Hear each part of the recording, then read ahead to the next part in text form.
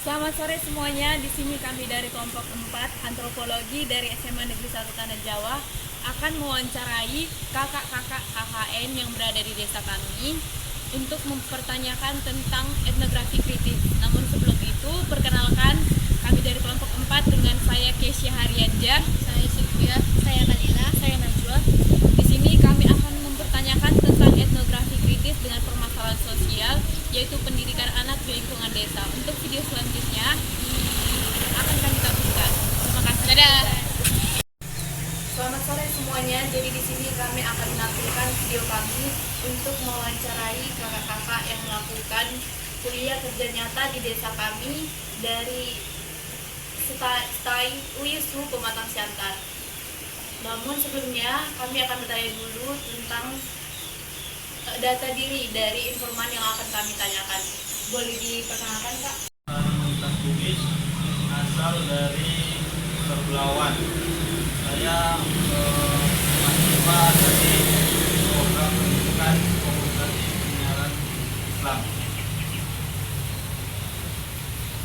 Perkenalkan, nama saya Heri Anugrah Utama Sibuan.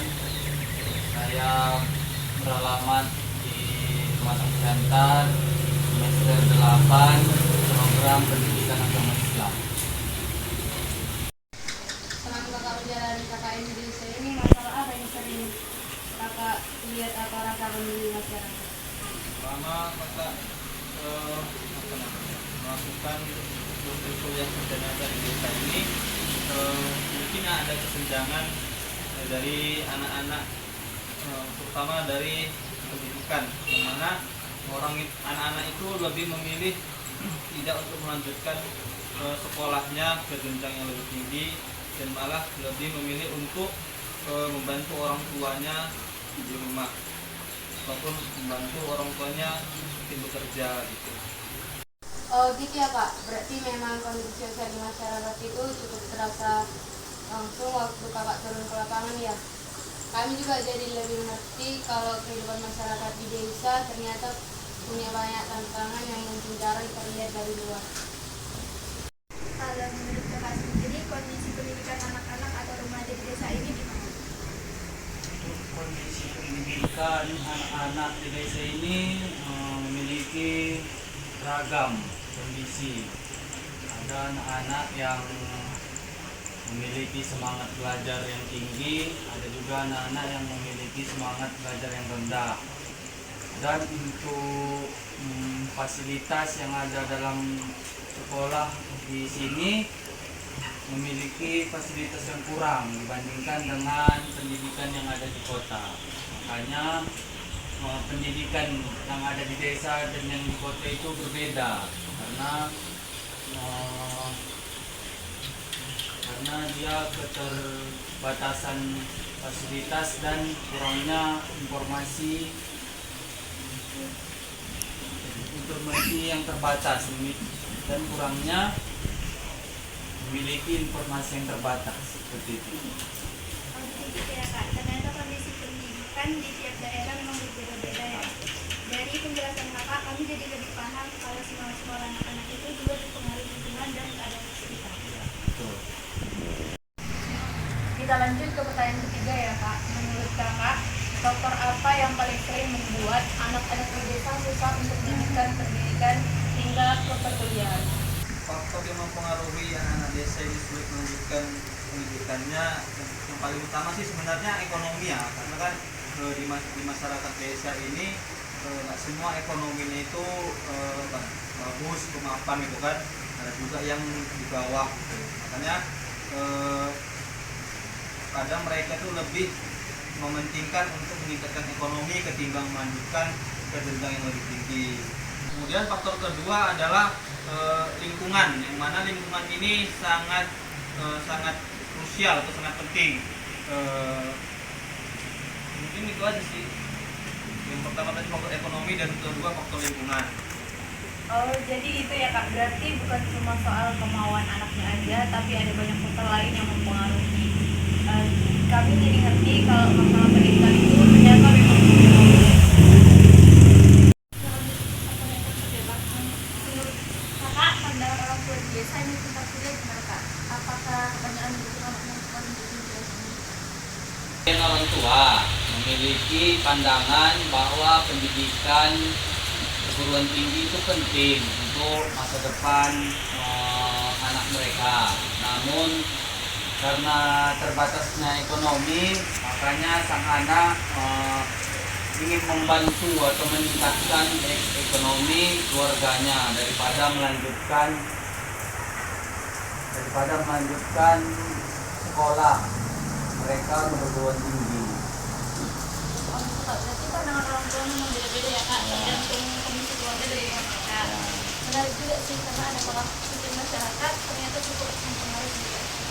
Menurut kakak penting nggak mahasiswa memahami budaya pedesaan atau cara hidup masyarakat sebelum menjalani program KKN?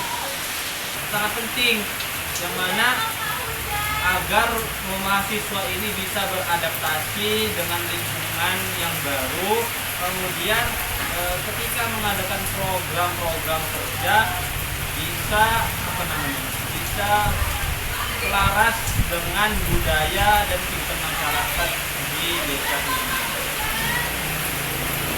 Iya juga ya kak, soalnya kalau mahasiswa langsung datang kantor memahami masyarakat dulu mungkin jadi susah menyesuaikan diri atau program kurang cocok. Maaf banyak ya kak sudah mau meluangkan waktunya untuk diwawancarai dengan tugas kami. Jawaban dari kakak-kakak sangat membantu kami memahami kondisi sosial masyarakat secara langsung. Semoga kegiatan KKN kakak lancar terus sampai selesai, program-program yang sukses dan diterima masyarakat, serta semoga kuliah dan karirnya juga selalu dipermudah depannya. Terima kasih ya kak. Selamat sore semuanya. Jadi di video ini kami akan menampilkan wawancara kami kepada orang tua di desa kami tentang etnografi kritis, yaitu permasalahan sosial tentang pendidikan anak di lingkungan desa kami. Sebelum itu, kami akan perkenalkan dulu informan kami. Boleh berdiri perkenalkan Bu namanya? Nama saya Ibu Tulia, tinggal di Bajadolo. Oke. Selamat sore Bu. Maaf ganggu waktunya sebentar ya Bu. Kami dari kelas 11-6 dari SMA Negeri 1 Tanah Jawa sedang mendapat tugas antropologi, yaitu tentang etnografi kritis. Jadi kami diminta untuk mewawancarai masyarakat tentang kondisi sosial dan pendidikan di desa. Dan kami ingin mendengar langsung pendapat orang tua tentang pendidikan dan berbagai hal yang mempengaruhi kehidupan pendidikan di lingkungan desa. Kami ingin bertanya beberapa hal. Kita ke pertanyaan pertama ya Bu. Menurut Ibu, seberapa penting pendidikan itu bagi anak-anak di desa tempat tinggal di sekitar sini?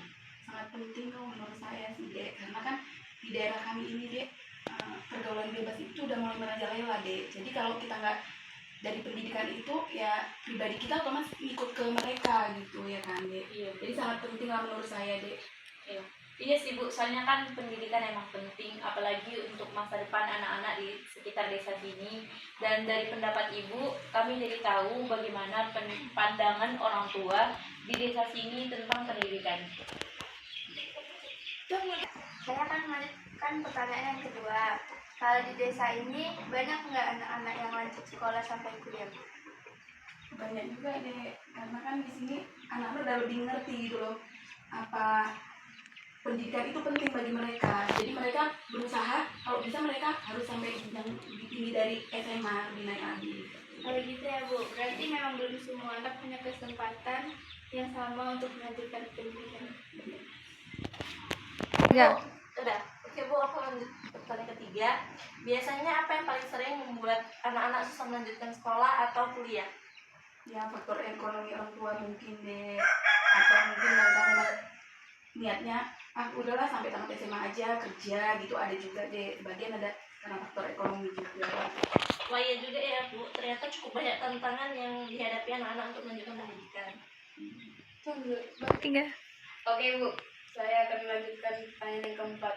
Kalau kondisi ekonomi keluarga menurut Ibu ngaruh besar nggak terhadap pendidikan anak? Sangat pengaruh ya Dek, karena kan untuk pendidikan ke atas itu kan memang biaya itu banyak gitu loh Dek. Contohnya Ibu juga udah ngalami kayak gitu, anak Ibu kan lanjut juga ke atas gitu. Jadi ekonomi itu memang berpengaruh sekali. Berarti kondisi ekonomi memang cukup berpengaruh ya Bu terhadap pendidikan anak di desa. Iya, sangat mempengaruhi deh. 3. Kalau harapan Iya. jadi harapan ibu sendiri untuk pendidikan anak-anak di desa ke depannya gimana?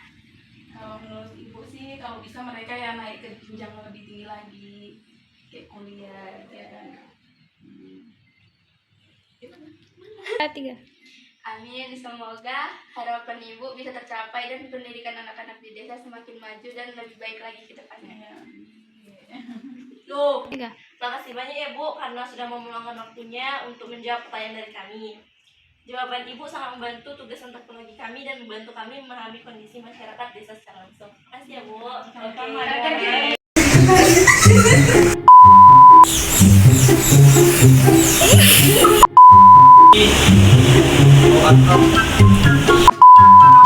Bagus. Cuma Bang Mak.